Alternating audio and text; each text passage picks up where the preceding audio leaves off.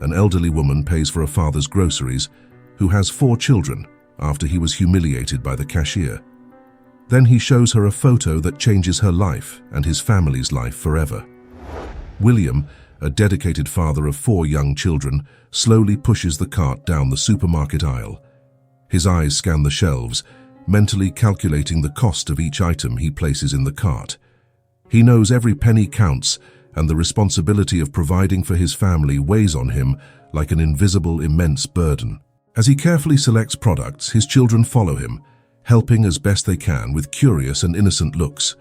The oldest, only 10 years old, holds the shopping list with seriousness, while the younger ones watch the colorful food items with interest. William smiles at them, trying to hide the worry he feels. He wants his children to have everything they need, even when circumstances are tough. The cart fills up slowly with basic and essential items. William calculates each step, each choice, trying to ensure that nothing is missing and that nothing is wasted. His gaze shifts from the cart to his wallet, from the wallet to the cart, in a constant cycle of worry. Every penny counted, and William knew that. He did the math mentally, adding and subtracting, trying to predict if the total would stay within his tight budget. His children watched him silently, understanding. William's eyes gleamed as he chose between cheaper brands and promotions. He held a pack of pasta for a moment, assessing whether it was worth switching to the cheaper brand beside it. With an almost imperceptible sigh, he placed the cheaper pack in the cart, trying to ensure nothing was missing at home. As he passed the dairy aisle, William hesitated between whole milk and skimmed, calculating the price differences and trying to predict which would last longer. He knew that with 4 mouths to feed, every choice made a difference.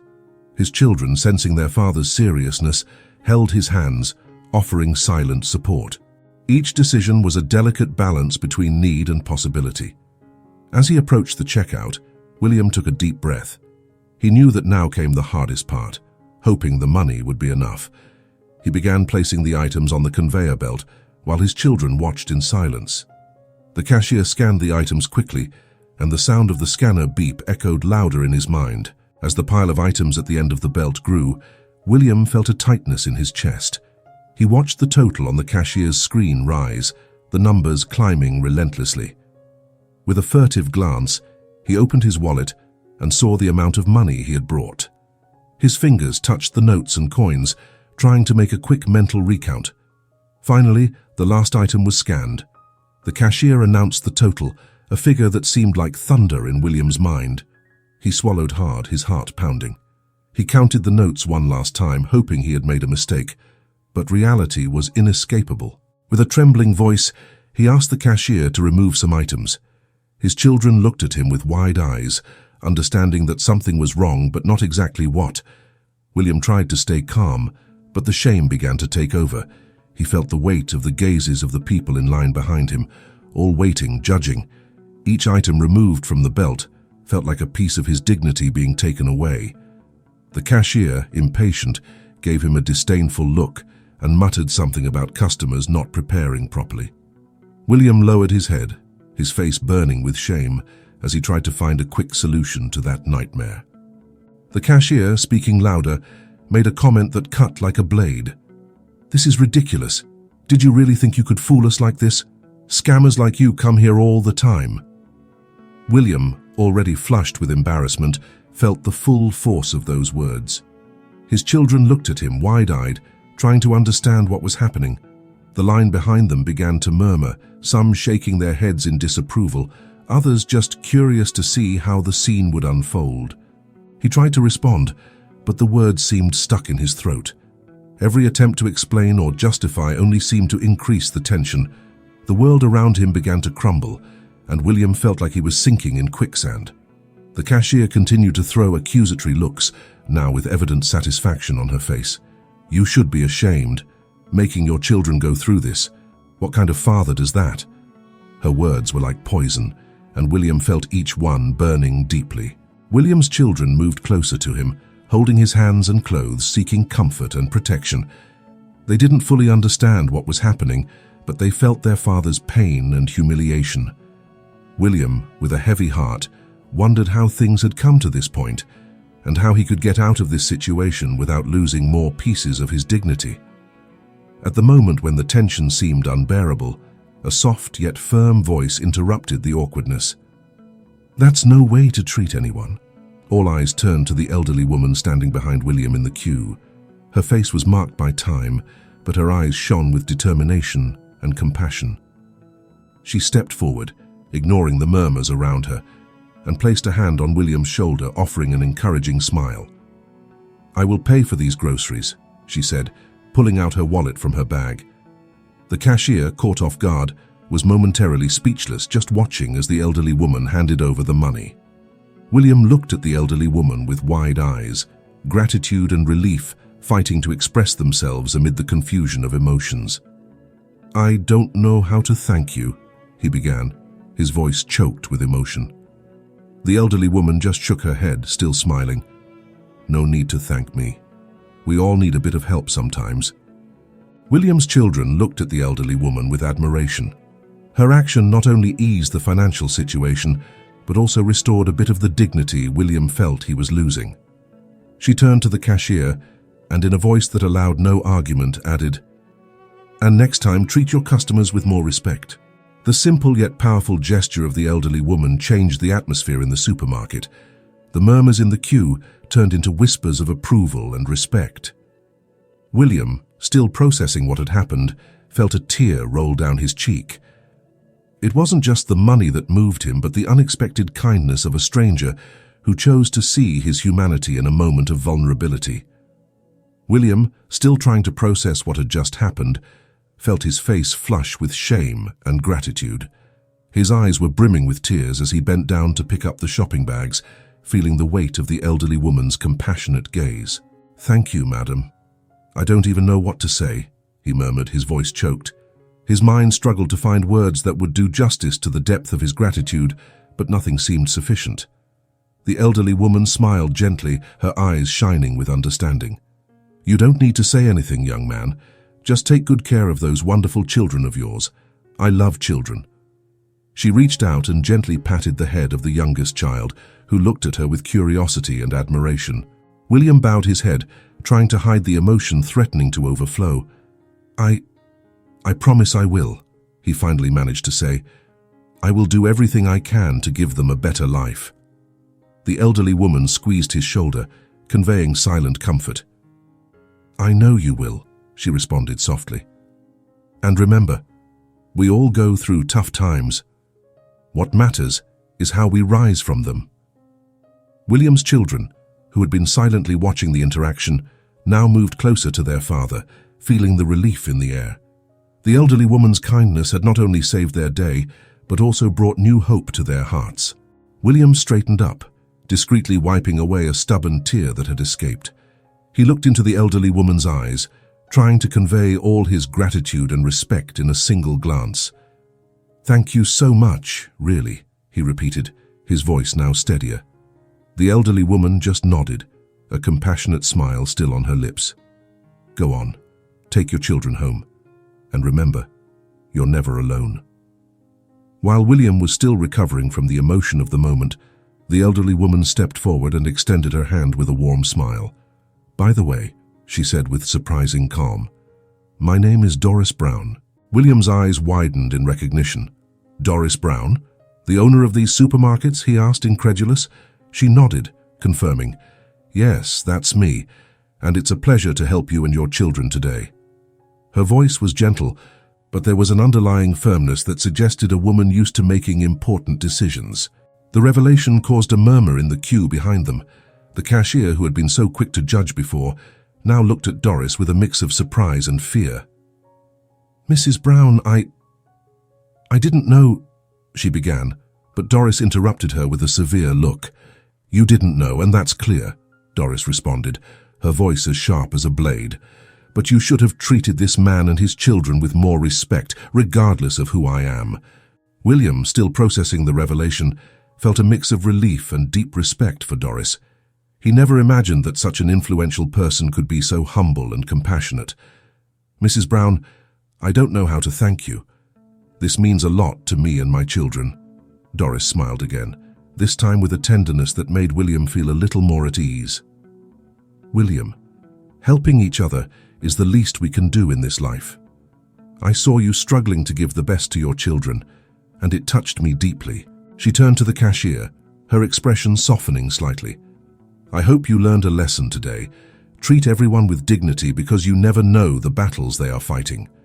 Each person who passes through this queue deserves to be treated with humanity and respect. Your job is not to judge but to serve." The cashier lowered her head, embarrassed, muttering an apology.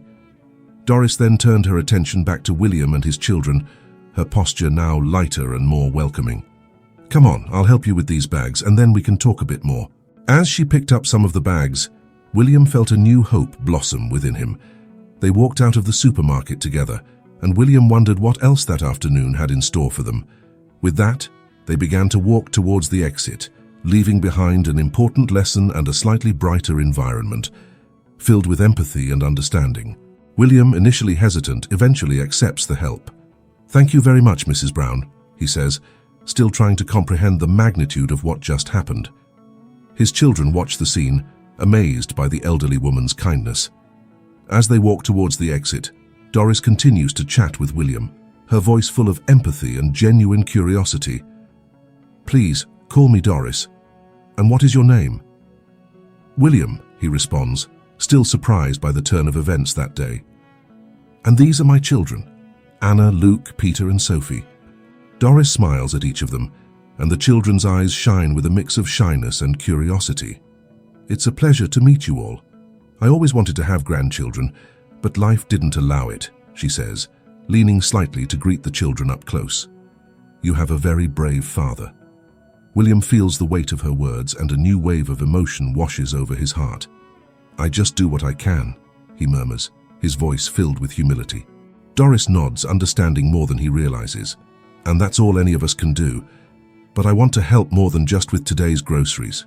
If you don't mind, I'd like to know more about you and your story." They reach William's car, and he begins loading the bags into the boot. "It's a long story," he says, a bit nervous but grateful for the unexpected attention and support. "I have all the time in the world," Doris replies with an encouraging smile. "Let's have a coffee and chat. Maybe I can do more for you and your family." With tears in his eyes, William agrees. Doris's kindness has not only eased a difficult day, but also ignited a spark of hope in his heart. He doesn't know what the future holds, but at that moment, he feels that things might finally start to improve. Seated in a cozy cafe near the supermarket, William and Doris share a small table. The aroma of fresh coffee fills the air, providing additional comfort. Doris watches William intently as he begins to speak, his children entertained with biscuits kindly offered by the waiter. "My life hasn't been easy," William begins, looking at his trembling hands. "I lost my wife, Edith, 2 years ago. It was a car accident.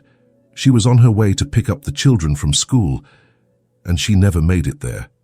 I never got to say goodbye to her. The body was never found. The police say her body was lost in the river. Others say they saw someone take a body from the accident site before the police arrived. I've even heard from cruel people that she left willingly. It was painful searching for answers about what happened, until I decided to accept her death for my own sanity and for the sake of my children." Doris tilts her head, her eyes reflecting empathetic pain. "I'm so sorry, William. That must have been devastating." He nods slowly, the pain still evident on his face. "It was, and still is. Edith was everything to us. I remember the day I met her, the way she laughed. She was the light of our lives." William pulls out a worn but precious photo from his wallet and hands it to Doris with care. "This is Edith," he says, his voice almost a whisper. Doris looks at the photo for a moment, seeing a woman with a radiant smile and bright eyes. "She was beautiful. She seems familiar somehow. I feel like I knew her from somewhere," she comments softly, a look of doubt on her face, returning the photo to William. "Yes, she was beautiful," he replies with a sad smile. "And she was a wonderful mother. She did everything for our children. After she was gone, my life turned upside down.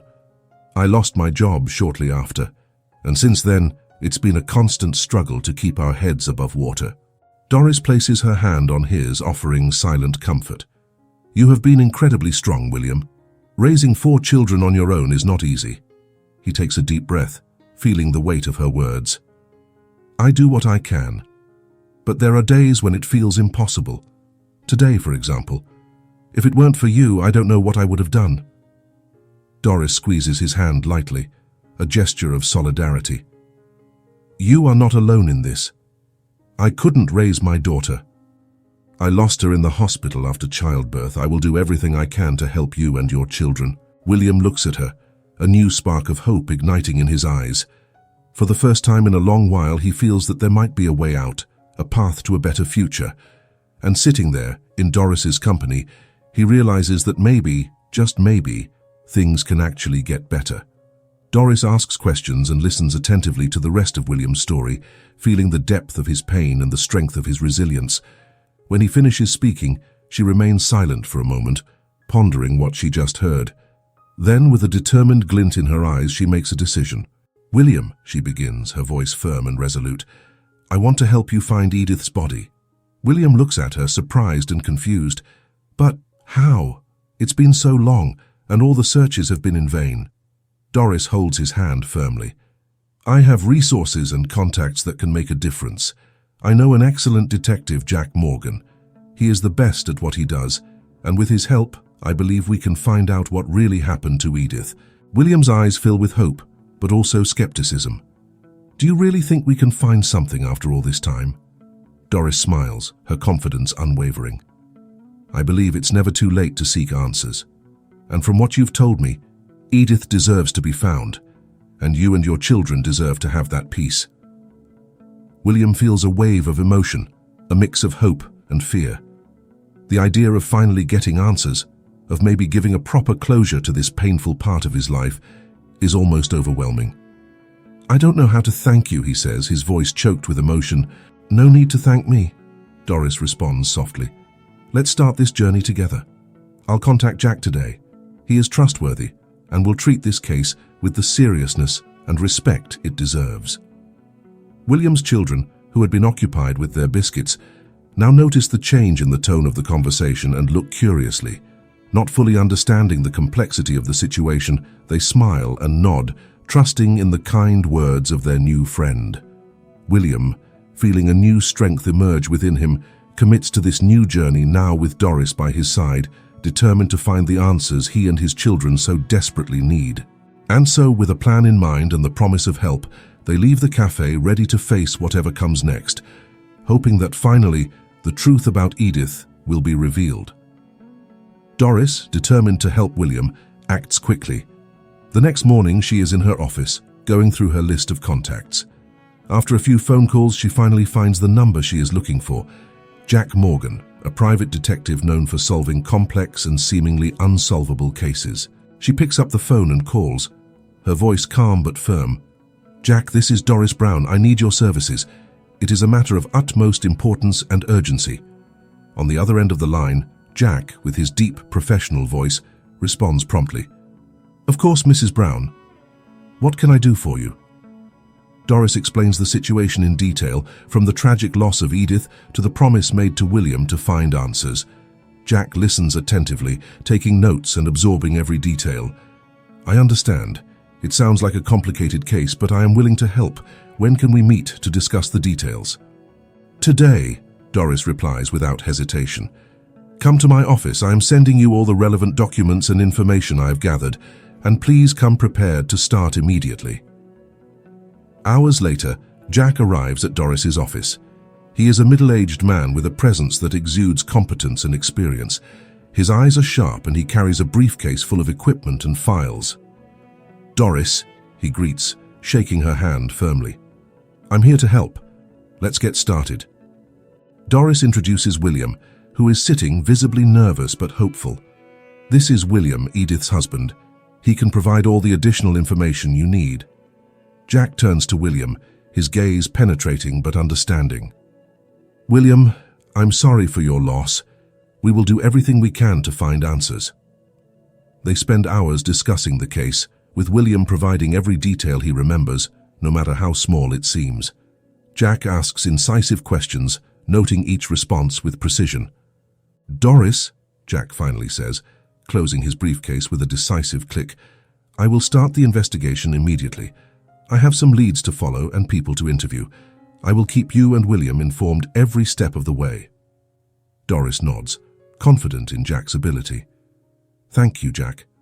We trust you. Jack smiles slightly, his expression determined. Don't worry, we will find out what happened to Edith. I promise.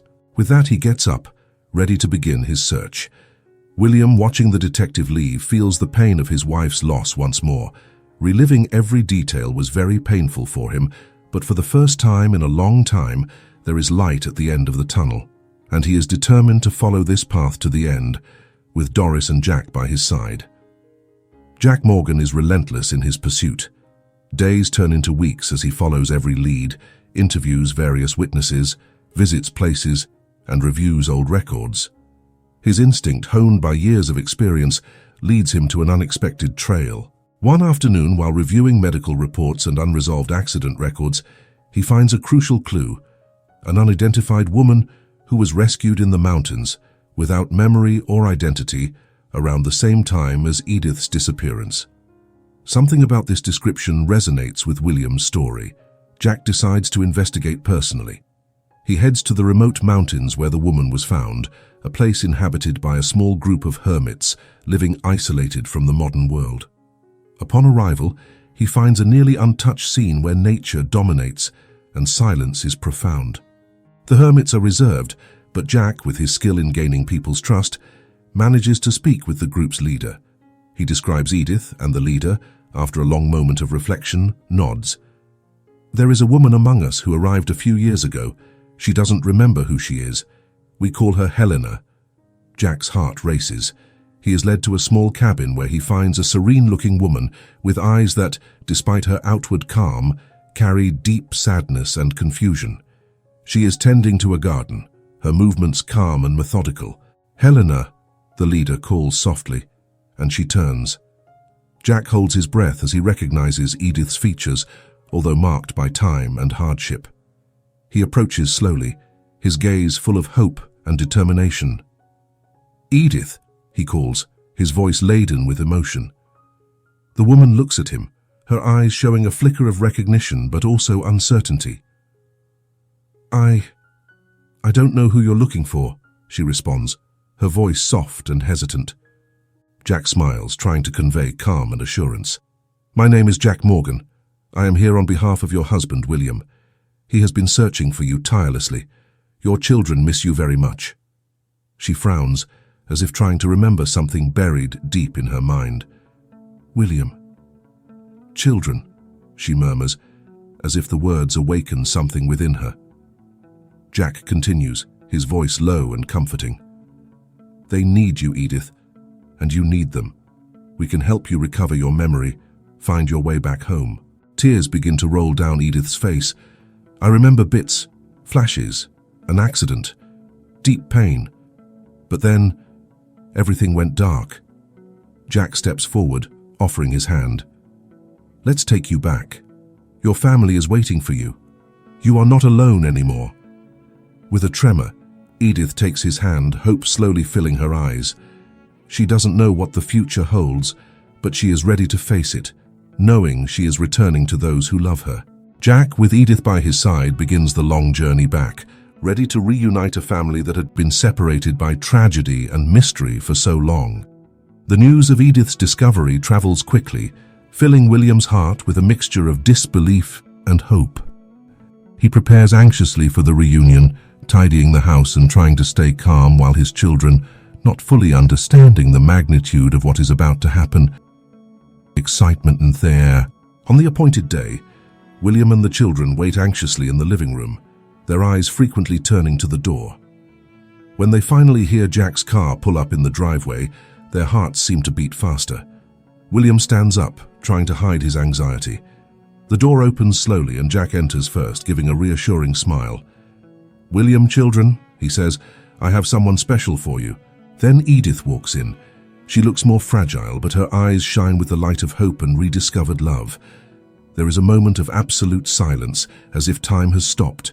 William stands still, his eyes filling with tears as he tries to believe what he is seeing. "Edith," he murmurs, his voice choked with emotion. He takes a step forward, hesitant, as if afraid she might be a mirage that would disappear if he got too close. The children, who had been watching in silence until then, run to their mother, enveloping her in a collective hug. "Mum!" they shout, their voices full of joy and relief. Edith crouches down, holding them tightly, tears streaming down her face as she whispers their names, touching their faces and hair as if to assure herself they are real. William joins them, kneeling beside Edith and wrapping his arms around her. "I never stopped looking," he says, his voice broken by emotion. "I knew you would come back to us." Edith looks at him, her eyes filled with love and gratitude. "I got lost, but I always knew my heart was here with you," she responds, her voice soft but firm. "Thank you for never giving up on me." The family stays like that for a long moment, united in a hug that symbolizes the strength of their love and the overcoming of all adversities. Jack watches the scene from a distance, a satisfied smile on his face, knowing he has fulfilled his mission. Finally, William helps Edith to stand up. "Let's go inside. We have so much to talk about and catch up on," he says, guiding her into the house. The children follow, still holding on to their mother, as if fearing she might disappear again. Inside the house, laughter and stories begin to flow, the pain of the past slowly being replaced by the joy of reunion. For William and his children, Edith is not just a mother and wife who has returned, she is a symbol of hope and resilience, a reminder that true love can overcome any obstacle.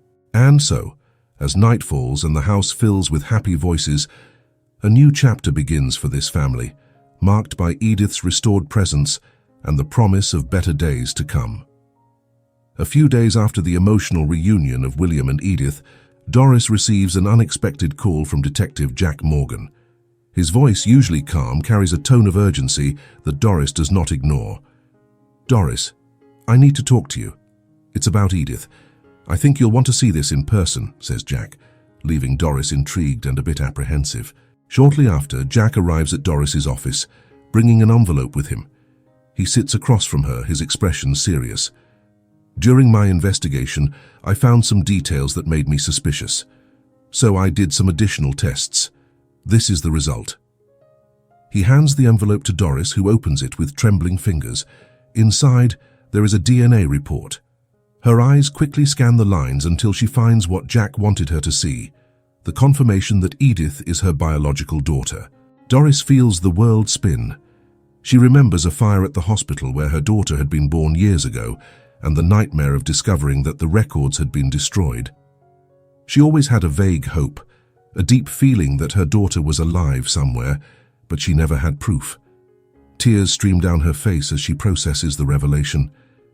"Edith is my daughter. My lost baby," she murmurs, her voice breaking with emotion. Jack nods, understanding the depth of the moment. "I know this is a shock, but it's the truth. Edith was switched at birth due to the chaos of the fire." Doris takes a deep breath, trying to compose herself. "I need to tell her and William. They need to know the truth." That same day, Doris, along with Jack, goes to William's house. She is greeted with smiles and hugs, but the expression on her face quickly alerts everyone that something important needs to be said. "William, Edith," she begins, her voice still trembling. "I discovered something during Jack's investigation, something that changes everything." Edith, sitting next to William, looks at Doris with concern. "What is it, Doris? What did you find out?" Doris takes Edith's hand, holding it tightly. "Edith, you are my biological daughter. You were switched at birth due to a fire. I always knew somehow that my daughter was alive, and now I have finally found you." Edith remains silent, her eyes filling with tears as the truth sinks in. I am your daughter?" she asks, her voice full of incredulity and emotion. Doris nods, tears rolling down her face. "Yes, dear, you are my daughter. I never stopped looking for you, and now, finally, we can be together." William embraces Edith tightly, feeling the depth of the revelation. "This explains so much," he murmurs. "Why you always felt there was something more, something we didn't know." Doris, still holding Edith's hand, smiles through her tears. "I promise you, Edith, that I will never let you feel lost again." Doris, still processing the moment of being in Edith's presence, says she will explain the whole story of how she discovered it. Jack Morgan, the detective, stands beside her, ready to explain the details.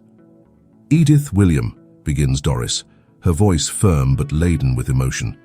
"Jack made an important discovery during the investigation. I want him to explain what happened." Jack takes a deep breath before speaking, his eyes meeting Edith's. "During my research, I found old records of a fire at the hospital where you were born, Edith. The fire destroyed many documents and caused indescribable chaos. In the midst of this confusion, some babies were switched." Edith and William exchange shocked glances. The children sitting nearby watch in silence, sensing the gravity of the moment. "What does this mean?"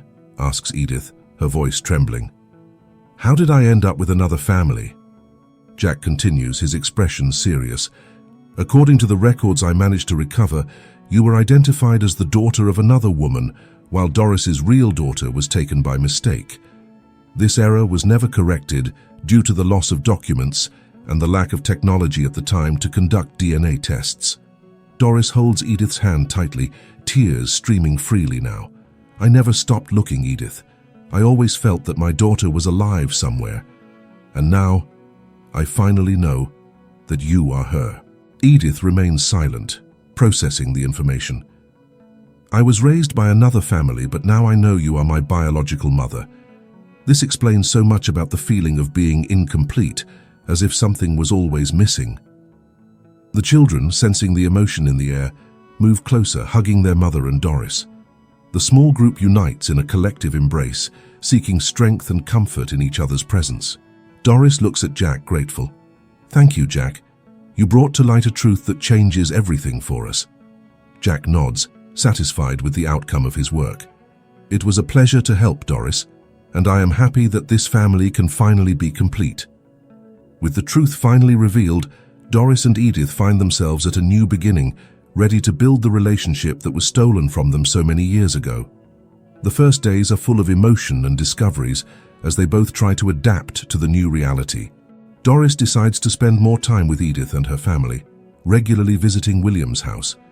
She makes an effort to get to know her grandchildren, learning about their likes and interests, and savors every moment of being present in the small and big things of daily life. One afternoon, while the children play in the backyard, Doris and Edith sit at the kitchen table, a steaming cup of tea between them. "I wish I could have been there for all the moments of your life," Doris says, her voice filled with emotion. "But now I am determined to make up for lost time." Edith smiles, holding Doris's hand. "I want that too, Mum," she responds, the word Mum spoken with a mix of shyness and affection. "It's been a shock, but I am happy to finally know you, and to be able to share my life with you."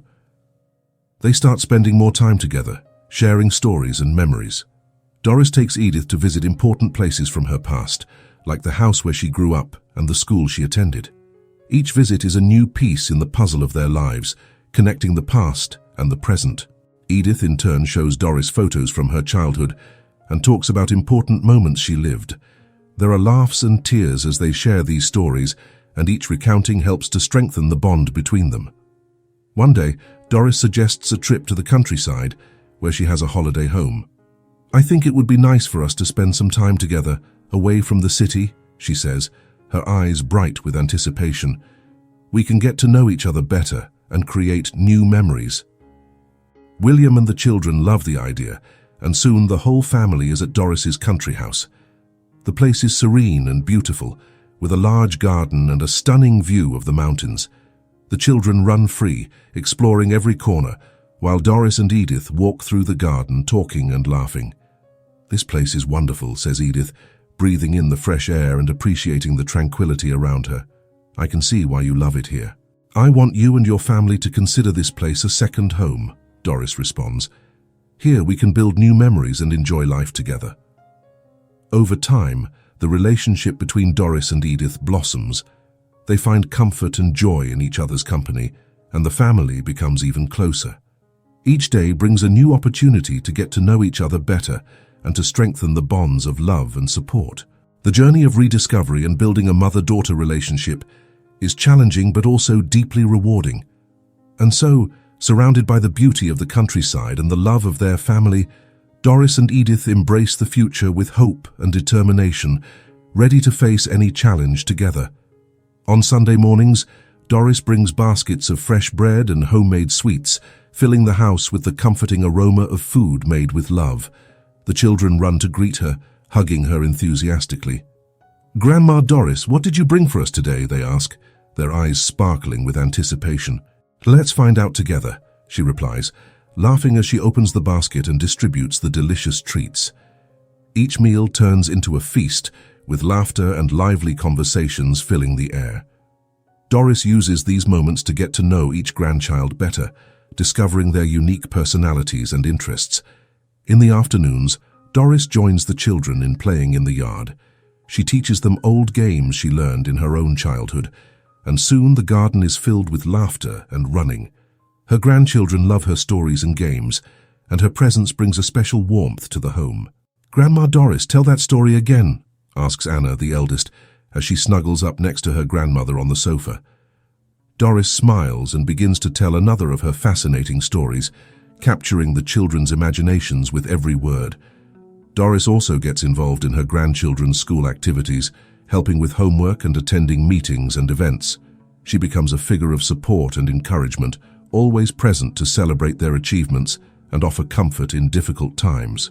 The relationship between Doris and Edith strengthens even more as she sees her interacting with the grandchildren.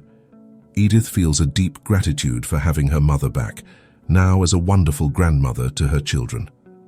"I'm so happy you're here, Mum," Edith says one quiet evening as they watch the children playing in the garden. "They love you so much, and so do I." "I love you too, dear," Doris responds, holding Edith's hand tenderly. "Being a grandmother is a wonderful gift, and I'm grateful for every moment we spend together." Over time, Doris becomes an indispensable part of the family. She is present at birthday celebrations, family movie nights, and holidays. William and Edith's home fills with joy and laughter, with Doris being the loving heart that binds everyone together. Her grandchildren grow up knowing they have a grandmother who loves them unconditionally and will always be there for them.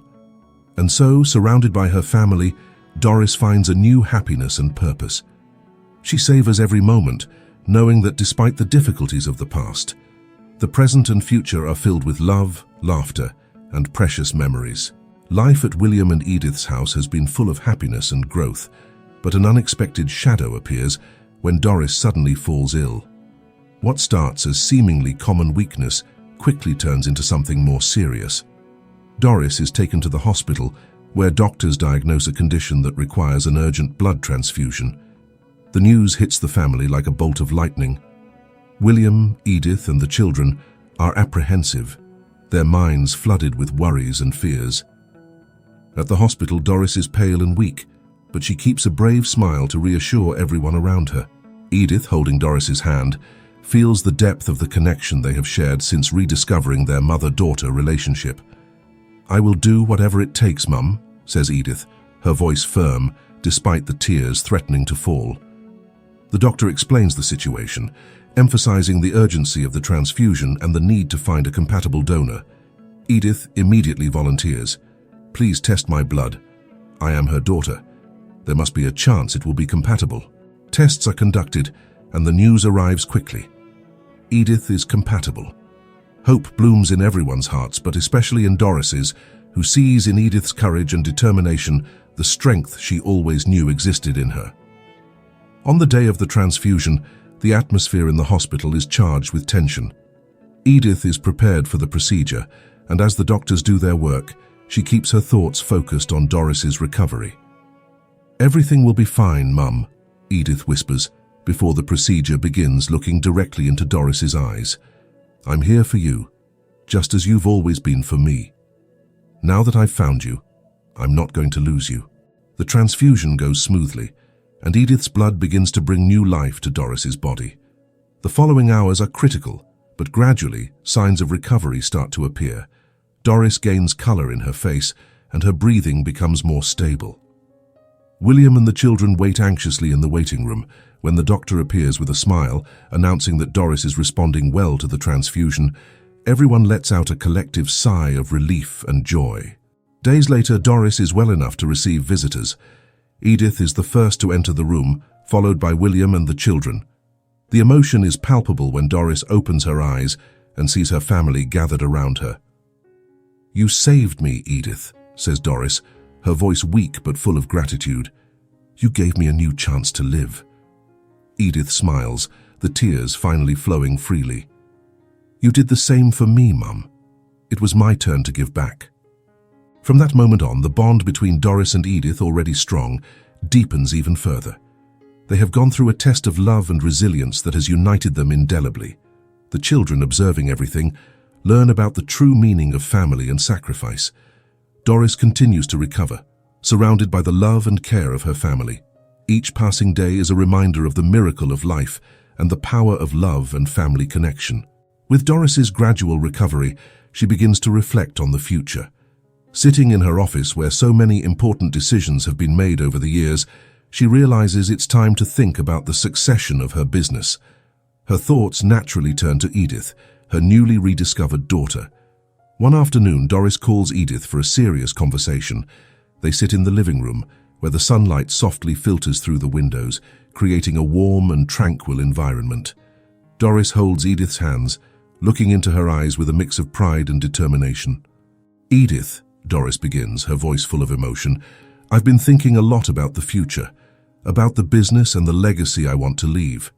You have proven to be an incredible woman, strong and resilient, someone who cares deeply about family and has the courage to face any challenge." Edith looks at her mother, surprised and touched by her words. "Mum, what are you trying to say?" Doris smiles, squeezing Edith's hands firmly. "I want you to be my successor. I want you to take over the supermarket chain I have built over the years. I know it's a big responsibility, but I believe you are more than ready for this challenge." Edith is silent for a moment, absorbing the weight of the proposal. "Do you really think I can do this? I never thought of myself as a businesswoman." "I believe in you, Edith," says Doris with conviction. "You have the heart and mind needed to lead, and I will be by your side, guiding you every step of the way." With Doris's unwavering support, Edith begins to get more involved in the business.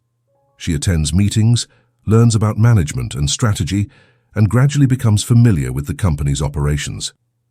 Each day is a new lesson, and Edith dedicates herself with determination and enthusiasm, eager to honor the trust her mother has placed in her. The employees, initially surprised by the new leadership, soon come to admire Edith for her work ethic and the genuine way she cares about everyone's well-being. She brings new energy and innovative perspectives to the company, while still preserving the values and mission Doris established. Doris watches Edith's growth with pride, knowing she made the right decision. She sees in Edith not just a successor, but a leader who can take the business to new heights, ensuring the family's legacy continues to thrive. "I'm so proud of you," Doris says on a particularly significant day after a successful meeting. "You are doing an incredible job, and I know the company is in good hands." Edith smiles, feeling the depth of her mother's support and love. "Everything I do is to honor you and everything you have built, and to ensure our family stays united and strong." The transition is met with enthusiasm. Doris's country house, with its vast gardens and serene environment, becomes the new home for William, Edith, and the children. The move brings new energy to everyone, offering a peaceful retreat where they can focus on both family well-being and business.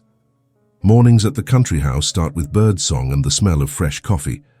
William and Doris often meet on the veranda, discussing plans for the day, while the children run across the lawn, enjoying the freedom of the countryside. Edith, in turn, finds a perfect balance between her new responsibilities as the company leader and precious moments with her family. The country house becomes the family's operations center. Doris sets up a small office where she can guide Edith and participate in the company's strategic decisions.